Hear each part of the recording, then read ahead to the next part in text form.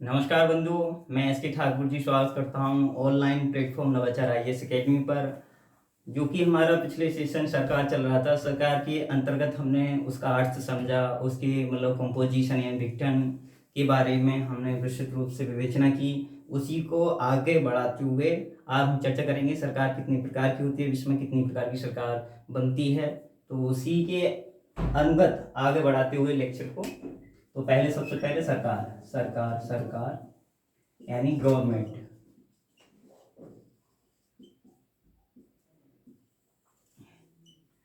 Government या मतलब तीन प्रकार की होती है। एक होती है ऑटोक्रेसी। ऑटोक्रेसी जिसे हिंदी में राजतंत्र बोलते हैं। क्या बोलते हैं हिंदी में? राजतंत्र। दूसरी होती है ओलिगोक्रेसी, जिसे हिंदी में अल्पतंत्र बोल सकते हैं आप। अल्पतंत्र, अल्पतंत्र। और तीसरा पिलर है डेमोक्रेसी। क्या है? डेमोक्रेसी, जिसे हम लोकतंत्र बोलते हैं। लोकतंत्र बोलते हैं। अब पहले हम इनका सही तरह से अर्थ समझेंगे कि इनका मुख्य अर्थ क्या होता है, किन किन शब्दों से मिलकर ये बनता है। तो ऑटो का मतलब होता है सेल्फ। क्या होता है? सेल्फ। और क्रेसी का मतलब होता है रूल्स। क्या होता है? रूल्स, यानी शासन। क्या? शासन। और शेल का मतलब स्वयं के द्वारा, स्वयं। यहाँ ऐसे कह सकते हैं राजा का शासन। यहाँ पर हम देखते हैं कि जो समस्त शक्तियाँ होती हैं वो राजाओं में निहित होती हैं। क्या होती हैं? समस्त शक्तियाँ। यहाँ अंग्रेजी में बोल सकते हैं ऑल पावर वेस्टेड इन किंग। हिंदी में लिख सकते हैं समस्त शक्तियाँ। जहाँ क्या होती हैं? समस्त शक्तियाँ राजा में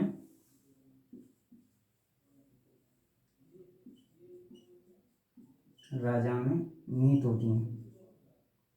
निहित होती हैं। तो इसके दो मुख्य मतलब पॉइंट हो गए। यहाँ एक शब्द में बोल सकते हैं कि राजा का शासन, या समस्त शक्तियां राजा में निहित होती हैं।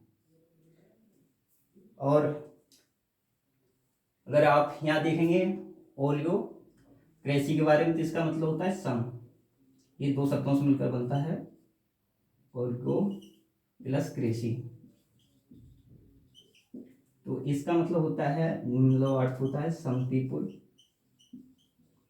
और इसका मतलब होता है रूल्स। ठीक है, यहाँ लिख देंगे रूल्स ऑफ सम पीपुल, यानी हिंदी में लिखेंगे कुछ लोगों का शासन। कुछ लोगों का शासन। ठीक है। और डेमोक्रेसी का मतलब क्या होता है? Rule of. पहले हम डेमोक्रेसी को डेफिनेशन में मतलब इसकी शब्द को तोड़कर ही मतलब डिफाइन करेंगे कैसे करेंगे। देखो, डेमो का मतलब होता है डेमो प्लस क्रेसी। तो डेमो का मतलब होता है पीपल, प्लस इसको डेफिनेशन के मतलब रूल्स। तो यहाँ बोल सकते हैं rules of people, rules of people. Hindi में लोगों का शासन, यानी जनता का शासन। जनता का शासन, जनता का शासन। तो ऑटोक्रेसी की बात करें यानी राजतंत्र की बात करें, तो यहाँ पर प्रजा को, यहाँ क्या होती है? प्रजा। और प्रजा के पास अधिकार, जैसे हम राइट्स बोलते हैं, क्या बोलते हैं अंग्रेजी में? राइट्स बोलते हैं, नहीं होते हैं। और कर्तव्य, जिसे हम ड्यूटी भी बोलते हैं, ड्यूटीज होते हैं। अगर हम डेमोक्रेसी की बात करें तो यहाँ पर एक बहुत ही हमारे प्रसिद्ध व्यक्ति हुए हैं अब्राहम लिंकन, उनकी डेफिनेशन के अनुसार चलते हैं। डेमोक्रेसी की डेफिनेशन क्या दी थी उन्होंने, तो उन्होंने कहा था of the people, of the people, for the people,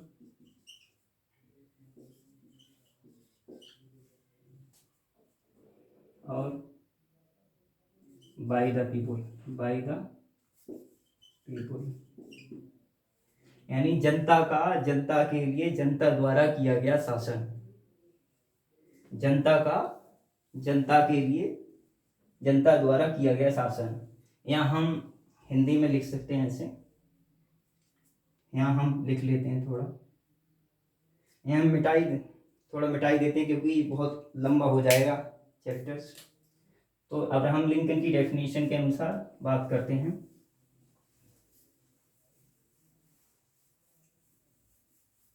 देखिएगा यहाँ जनता का, जनता के लिए, जनता द्वारा किया गया शासन, यह है मुख्य डेफिनेशन अब्राहम लिंकन के द्वारा। वो ये कहते हैं कि जनता का ही है और जनता के लिए और जनता के द्वारा किया गया शासन। तो आप लिख सकते हैं अब्राहम लिंकन, लिंकन के द्वारा डेफिनेशन। यहाँ ऐसे बोल सकते हैं आप दूसरी शब्दों में separation of power, separation of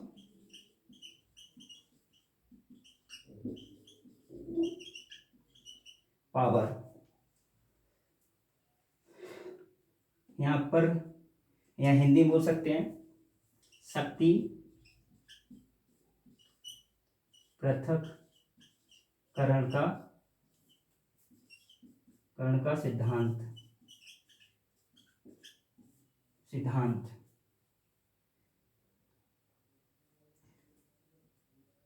ये दिया गया था लॉर्ड मॉन्टेस्क्यू, के द्वारा। किसके द्वारा? लॉर्ड मॉन्टेस्क्यू के द्वारा दिया गया था। और इसमें क्या होता है, 3 पिलर होते हैं इसके, जो कि हमने कल चर्चा की थी। कौन कौन से पिलर हैं यहाँ पर हम समझ लेते हैं थोड़ा।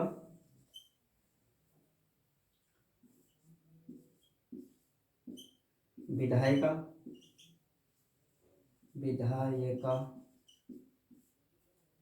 कार्यपालिका, न्यायपालिका। क्या? न्यायपालिका, न्यायपालिका, न्यायपालिका। अंग्रेजी में लेजिस्लेचर, लेजिस्लेचर बोलते हैं इसे। इसको एग्जीक्यूटिव बोलते हैं, इसके लिए जुडिशरी बोलते हैं। ठीक है, तो इनमें क्या होगा, सारी जो शक्तियां होंगी वो अलग अलग होंगी। विधायिका की अलग होगी, कार्यपालिका की अलग होगी, न्यायपालिका की अलग होगी।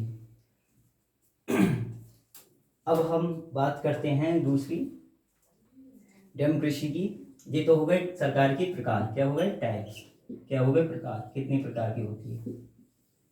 अब डेमोक्रेसी कितने प्रकार की होती है वो देखते हैं हम। डेमोक्रेसी की जो रियल प्रकार हैं, टाइप्स हैं, कितने प्रकार की होती हैं। तो डेमोक्रेसी जो होती है, अगर जो मतलब स्क्रीनशॉट लेना चाहते हैं वो ले सकते हैं। जब मैं मतलब मिटाने के लिए तैयार हो जा करूँ तो आप इसका स्क्रीनशॉट भी ले सकते हैं। जिससे हम, जो हमारे पढ़ाने का सही तरीका है कि फिगर वाइज, देखो फिगर अगर बनाते चलेंगे तो हमें जो एग्जाम के समय याद करने में बहुत ही आसानी हो जाएगी। कहने का तात्पर्य ये है। तो आज हम इसके बाद हम डेफिनेशन करेंगे, मतलब टाइप्स ऑफ डेमोक्रेसी के बारे में हम आगे चर्चा करेंगे। डेमोक्रेसी कितने प्रकार की होती है। डेमोक्रेसी कितने प्रकार की होती है।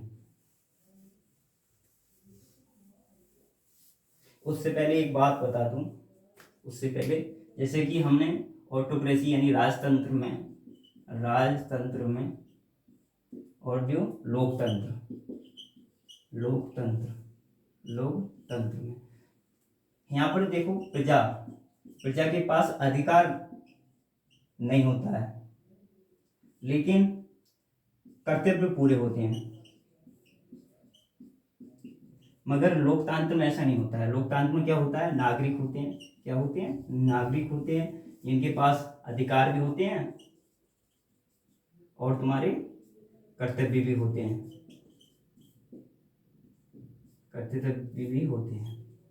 ये है मुख्य अंतर प्रजातंत्र में और लोकतंत्र में। प्रजातंत्र यानी राजतंत्र बोल सकते हो या प्रजातंत्र बोल सकते हो, कोई ये राज एक ही बात है। और लोकतंत्र का मतलब होता है नागरिक, जहाँ नागरिक में हिंदी अंग्रेजी बोलते हैं सिटीजन, बोलेंगे सिटीजन, ठीक है। और उससे अब इसके बाद हम लोकतंत्र को डिफाइन करेंगे कितनी प्रकार की होती है मुख्य रूप से। तो देखिए लोकतंत्र जो होती है 2 प्रकार की होती है। सबसे पहले लोकतंत्र कितनी यानी डेमोक्रेसी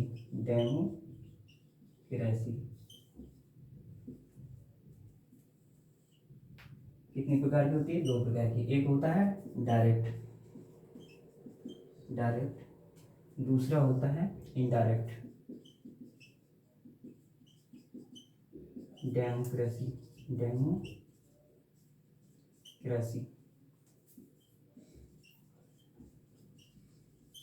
ठीक है, हिंदी बोलेंगे प्रत्यक्ष लोकतंत्र और यहाँ पर अप्रत्यक्ष लोकतंत्र, ठीक है। प्रत्यक्ष लोकतंत्र की हम डेफिनेशन में देखते हैं कि किस प्रकार की काम करती है। यहाँ पर जो लोग होते हैं स्वयं शासन करते हैं। क्या करते हैं, यहाँ पर लोग स्वयं शासन करते हैं। तो हम डेफिनेशन लिख सकते हैं, डेफिनेशन में लिख सकते हैं यहाँ पर पीपल गवर्न हिमसेल्फ हिमसेल्फ के द्वारा, अपने द्वारा, यानी लोग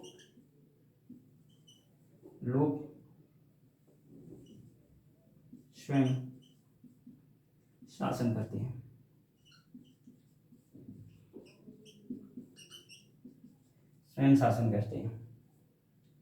अब मगर इसका एक पॉइंट और देखना है। जब इसका अगर लिमिटेशन की बात करें यानी इसकी सीमाओं की बारे में बात करें, सीमा क्या है, देखो पीपुल और एरिया, लोग और क्षेत्र। जब इनका क्षेत्र और पीपुल बढ़ते हैं और लोग और क्षेत्र बढ़ता है तो ये यानी प्रत्यक्ष लोकतंत्र है, वो व्यवहार की दृष्टि में देखा जाए तो संभव नहीं होता है। क्योंकि छोटे लेवल पर जैसे ग्राम सभा इसका मुख्य उदाहरण है। जो ग्राम सभाएं होती हैं हमारे गांव में ग्राम लेवल पर, तो उनका ये मुख्य रूप से डायरेक्ट लोकतंत्र का उदाहरण है, वो ग्राम सभा है। तो ग्राम सभा जो है जब तक छोटे लेवल पर होती है तब तक तो वो डायरेक्ट लोकतंत्र का मुख्य उदाहरण है। मगर जैसी उसका क्षेत्र और जनसंख्या बढ़ती जाती है तो व्यवहार की दृष्टि में देखा जाए तो ऐसा असंभव हो जाता है, संभव नहीं होता। तो इसलिए हम पॉइंट लिख सकते हैं यहाँ पर कि अगर बात करें तो यहाँ पर व्यवहार में प्रत्यक्ष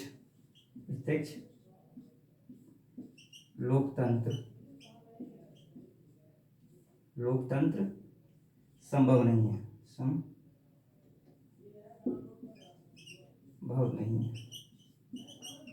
और उदाहरण के तौर से ले सकते हैं,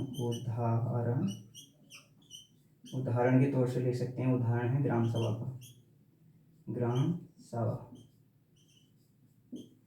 उदाहरण क्या है? ग्राम सभा, प्रत्यक्ष लोकतंत्र का।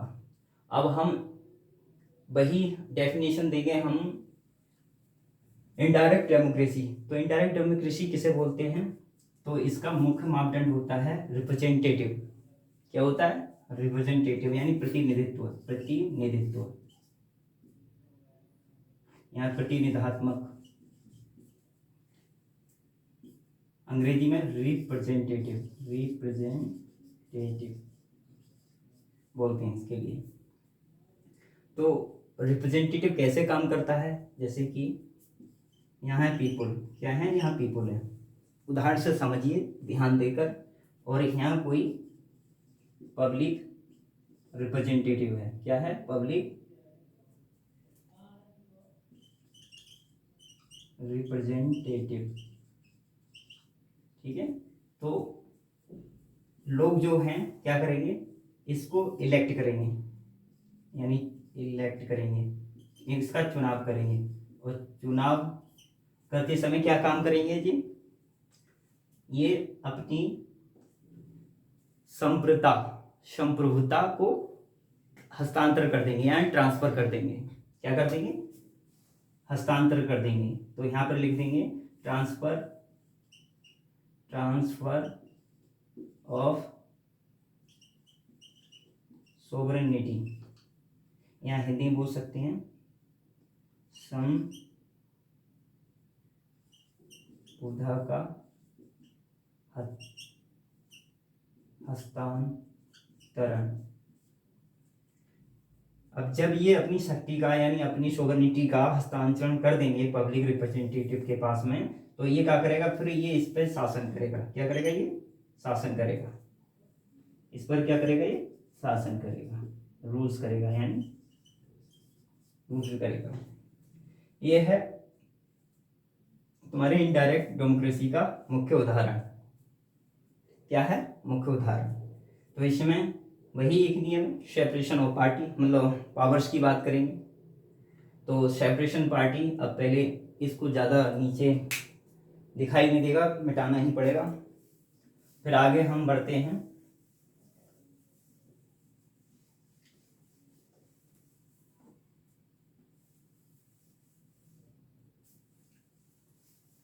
देखिए इनडायरेक्ट डेमोक्रेसी होती है वही भारत में ज़्यादातर फॉलो की जाती है। तो इसका मुख्य मापदंड क्या है? जैसे कि अगर हम दोनों मतलब डायरेक्ट यानी प्रत्यक्ष लोकतंत्र और अप्रत्यक्ष लोकतंत्र का दोनों का उदाहरण दें तो कैसे हम समझेंगे? उदाहरण तौर से जैसे आप क्या काम करते हैं, जैसे कि पीपुल मतलब लोग, पीपुल यानी बोल सकते हैं ये किसी एमएलए को चुनते हैं। क्या चुनते हैं? किसी एमएलए को चुनते हैं, इलेक्ट करते हैं। क्या करते हैं? इलेक्ट करते हैं, चुनते हैं, चुनाव करते हैं। अब इस एमएलए के माध्यम से राज्यसभा का चुनाव होता है। फिर क्या होता है इसमें? हम क्या देखते हैं कि जैसे ही लोग एमएलए एकदम डायरेक्ट रूप से चुनते हैं, क्या बोलते हैं? डायरेक्ट रूप से वोट देते हैं, तो इसको बोल देंगे प्रत्यक्ष। क्या बोलेंगे? प्रत्यक्ष लोकतंत्र का उदाहरण बोलते हैं, प्रत्यक्ष लोकतंत्र का उदाहरण बोलेंगे। और जब ये एमएलए जो हैं, जो जनता ने अपना इनको प्रतिनिधित्व दिया है, यानी अपनी सोवरेनिटी मतलब संप्रभुता इनके लिए मतलब हस्तांतरण की है, तो उसी शक्ति का ये प्रयोग करके राज्यसभा को चुनेंगे, राज्यसभा के जितने भी सदस्य वगैरह हैं उनको चुनेंगे। तो ये उदाहरण होगा इनका इनडायरेक्ट डेमोक्रेसी का। क्या होगा? डेमोक्रेसी का। तो अब लगा सकते हैं जैसे, यानी लोगों का एमएलए चुना और एमएलए का राज्यसभा आरएस के मेंबरशिप वगैरह। अब अगर छोटा उदाहरण दें, जैसे कि हमने एक उदाहरण दिया था डायरेक्ट डेमोक्रेसी का, जैसे कि एक विलेज लेवल की बात करें, तो इसमें क्या होता है? जैसे कि विलेज में मानो कितना है?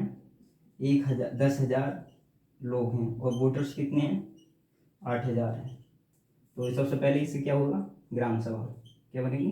ग्राम सभा। फिर ग्राम सभा के बाद ग्राम पंचायत, ग्राम पंचायत, ग्राम पंचायत। अब देखिए यहाँ तक तो ठीक था, बिल्कुल डायरेक्ट डेमोक्रेसी का ये उदाहरण है, मगर इसके बाद जो है जब जैसे क्षेत्र इसका बढ़ेगा वैसे ही डायरेक्ट डेमोक्रेसी का जो उदाहरण है वो थोड़ा डिस्टर्बेंस होने लगता है, क्योंकि ये केवल एक सीमित लोगों को और सीमित स्थान के लिए ही तो लागू होता है, मगर जब ये इसका क्षेत्र और लोग बढ़ने लगते हैं तो इसका ये नियम है, वो नियम या आप ये कह सकते हैं उसकी सामर्थ्य नहीं रहती कि वो उतने तक उस पर शासन कर सके। तो अगर इनडायरेक्ट डेमोक्रेसी के उदाहरण में दे सकते हैं, तो उदाहरण में अगर हम बात करें उदाहरण में इनडायरेक्ट डेमोक्रेसी के, तो जैसे एमएलए है, एमपी है, और पंचायत म्यूनसिपैलिटीज हैं, क्या है? म्यूनसिपैलिटीज हैं, जिसे हम नगर पालिकाएं बोलते हैं। क्या बोलते हैं हिंदी में? नगर पालिकाएं। क्या बोलते हैं? नगर पालिकाएं बोलते हैं। और तीसरी उदाहरण के रूप में देखेंगे पंचायत है, पंचायत है, क्या है? पंचायत, पंचायत है, पंचायत है। ये 3 प्रकार की होती हैं। कितनी प्रकार की होती हैं? 3। एक डिस्ट्रिक्ट लेवल पर होती है, दूसरी ब्लॉक लेवल पर होती है, तीसरी विलेज लेवल पर होती है। कितने लेवल पर? पहला डिस्ट्रिक्ट लेवल, दूसरा ब्लॉक, तीसरा विलेज। तो इनडायरेक्ट डेमोक्रेसी के मुख्य उदाहरण हैं। अब हम ये हमारा मतलब लोकतंत्र और सरकार के प्रकार कंप्लीट हो गया। अब हम आगे विवेचना करेंगे हम सरकार की प्रणाली, किस तरह से ये कितनी प्रकार की होती है। प्रणाली यानी कितनी प्रणाली होती है, मतलब गवर्नमेंट सिस्टम कितने प्रकार का होता है विश्व में। तो गवर्नमेंट सिस्टम यानी शासन प्रणाली, हिंदी में क्या बोलेंगे? शासन प्रणाली। तो विश्व में जो है गवर्नमेंट सिस्टम 2 प्रकार का होता है मुख्यतः। कितने प्रकार का? 2 प्रकार का। एक होता है प्रेसिडेंशियल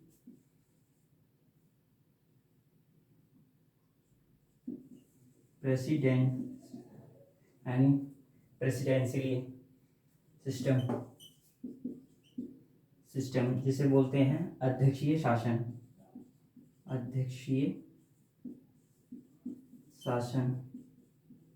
प्रणाली। क्या होता है? अध्यक्षीय शासन प्रणाली। और दूसरा होता है हमारा पार्लियामेंट्री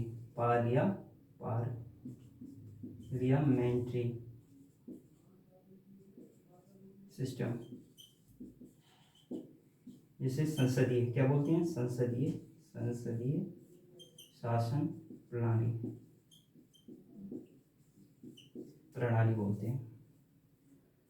देखो पार्लियामेंट्री में क्या होता है, यहाँ पर सेपरेशन ऑफ पावर। क्या होता है? Separation of power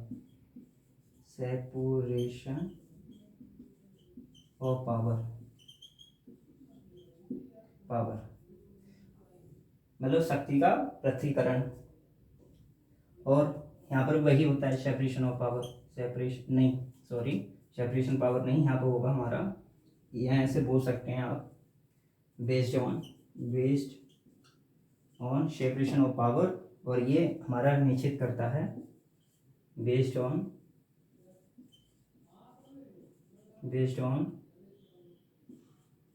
collision of power.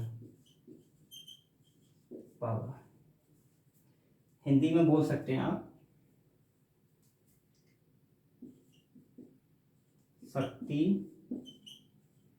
पृथक्करण के सिद्धांत पर आधारित होती है ये व्यवस्था। ये तंत्र क्या होता है?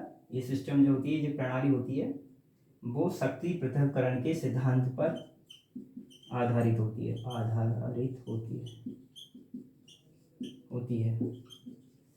देखिए समझिए, ये शक्ति पृथक्करण के सिद्धांत पर आधारित होती है और ये शक्ति संलयन के सिद्धांत पर आधारित होती है।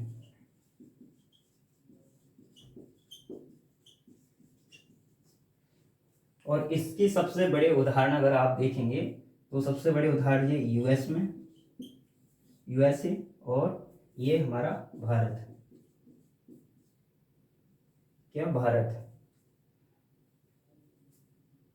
और भारत में मतलब यूएसए में कब लागू हुआ था, पहले आप ये देखिए। अगर जैसे हमारा भारत स्वतंत्र कब हुआ था, 15 अगस्त 1947 में। और ये सिस्टम कब लागू हुआ था, 1950 में। कितने में? 1950 में। वही अमेरिका का स्वतंत्र दिवस मतलब स्वतंत्र कब हुआ था, 4 जुलाई सन 1776 में। और इनका जो सिस्टम कब लागू हुआ था, 1789 में। ये डेट भी याद रखना अति आवश्यक है, क्योंकि ये पता चल जाता है कि अमेरिका की जो क्रांति हुई कब हुई थी, और इसके बारे में हमारे जो सर हैं हिस्ट्री वाले वो विस्तृत रूप से चर्चा करेंगे। हमारा केवल पॉलिटिकल पोर्शन है तो उसी पर हम विवेचना करेंगे। ज़्यादा हिस्ट्रिकल पोर्शन पार्ट है वो वर्ल्ड हिस्ट्री का है, तो हम दोबारा अपना पॉलिटिकल मैटर पर दोबारा वापस आते हैं। तो सबसे जो बात कर रहे थे 1789 में यहाँ पर ये लागू हुआ था, और यहाँ पर ये 1950 में लागू हुआ था। इसमें क्या होता है, इसमें ये सेपरेशन मतलब शक्ति पृथक्करण के सिद्धांत पर आधारित होती है, और ये शक्ति संलयन के सिद्धांत पर आधारित होती है। इसमें क्या है आप देखेंगे, सेपरेशन पावर में देखते हैं यहाँ पर विधायिका, कार्यपालिका,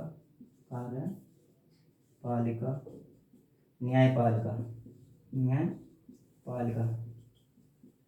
देखो विधायिका यानी आप लेजिस्लेचर की बात करेंगे, एग्जीक्यूटिव की बात करेंगे और जुडिशरी की बात करेंगे। तो यहाँ विधायिका जो होती है वो कांग्रेस होती है। क्या होती है? कांग्रेस होती है। और यहाँ कार्यपालिका प्रेसिडेंट होता है। क्या होता है? प्रेसिडेंट होता है।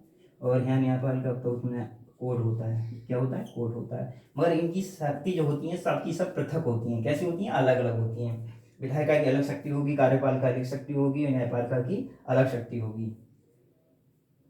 मगर भारत में ऐसा नहीं होता है। भारत में ऐसा नहीं होता है। अगर आप कह सकते हैं तो विशेषता के रूप में तो यहाँ पर कार्यपालिका न्यायपालिका बिल्कुल अलग अलग है। मगर यहाँ पर अगर देखेंगे भारत के संदर्भ में तो न्यायपालिका और कार्यपालिका जो है, न्यायपालिका और कार्यपालिका, यहाँ पर कार्यपालिका यानी विधायिका के अंदर ही न्यायपालिका मतलब कार्यपालिका होती है। किसके? विधायिका के अंदर ही कार्यपालिका निहित होती है। जैसे कि उदाहरण के तौर से मैं समझाऊं, कार्यपालिका तो कार्यपालिका के मतलब विधायिका के अंतर्गत ही कार्यपालिका होती है। ये भारतीय परिप्रेक्ष्य की बात है। और यहाँ पर अमेरिका के परिप्रेक्ष्य में देखें तो यहाँ पर कार्यपालिका न्यायपालिका दोनों अलग अलग होती है।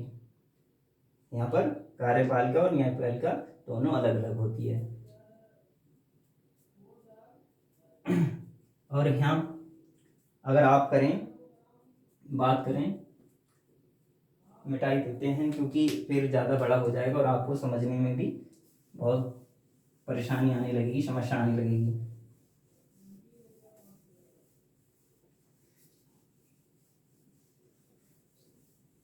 देखिएगा यहाँ पर डी जूरे हेड जो होता है और एक डिफेक्टो हेड, ठीक है। तो यहाँ पर इसे नॉमिनल बोलते हैं, नॉमिनल हेड बोलते हैं।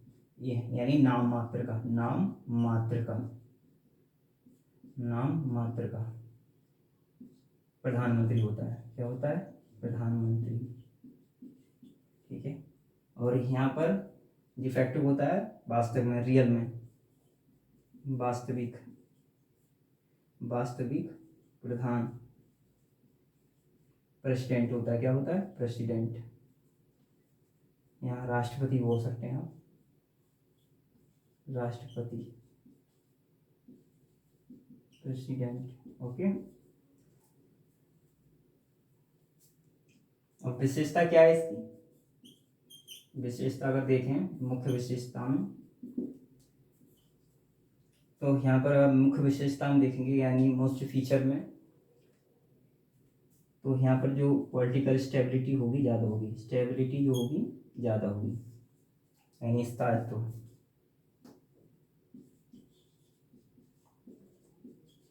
स्थायित्व जो होगा होगा यहाँ पर, क्योंकि ये तुम्हारी प्रेसिडेंशियल सिस्टम है, यानी अध्यक्षीय शासन प्रणाली है। तो यहाँ पर इसकी मुख्य विशेषता में आप देखेंगे तो स्थायित्व होगा। और अगर हम वही भारत के संदर्भ में बात करें तो यहाँ पर D jure head, D jure head जो होते हैं, प्रेसिडेंट होता है, प्रेसिडेंट होता है। और इसका विस्तृत रूप से वर्णन हमारे आर्टिकल नंबर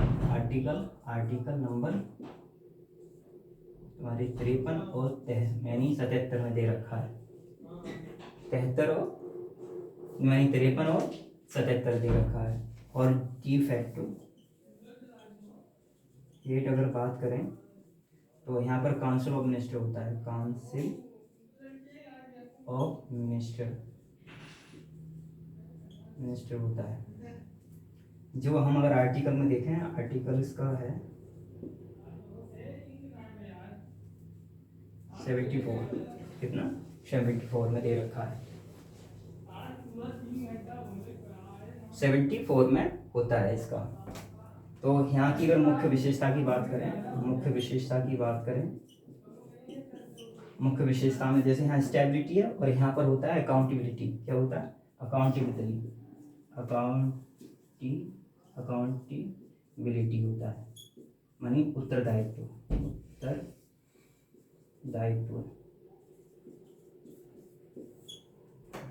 क्या होता है? उत्तरदायित्व होता है।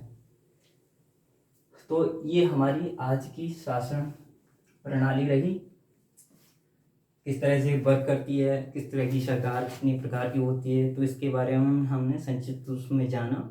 मगर इसकी विस्तृत रूप से चर्चा जब हम करेंगे, जब हमारा एडवांस पॉलिटिकल सेशन शुरू होगा, तब इसकी विस्तृत रूप से चर्चा करेंगे।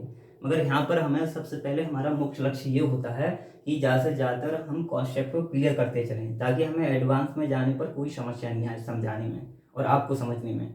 क्योंकि बहुत ज़्यादा मतलब कॉन्सेप्ट बड़े हो जाएंगे, इतना समय भी नहीं है, और हमारा जो टारगेट है 2023 का है, तो हमें ये ही प्रयास करते रहना है कि ज़्यादा से ज़्यादातर कम समय में ज़्यादा से ज़्यादा कॉन्सेप्ट क्लियर करा पाएँ। और ये हमारा टारगेट जो हमारे मतलब टीम ने सेट किया है, तो उसके अनुगत ही हम ये कार्य को करते चले जा रहे हैं, और ये निरंतरता बनाए रखेंगे। और आप अपने मतलब कॉन्सेप्ट और कॉन्सेंट्रेट दोनों बनाए रखिए। धन्यवाद।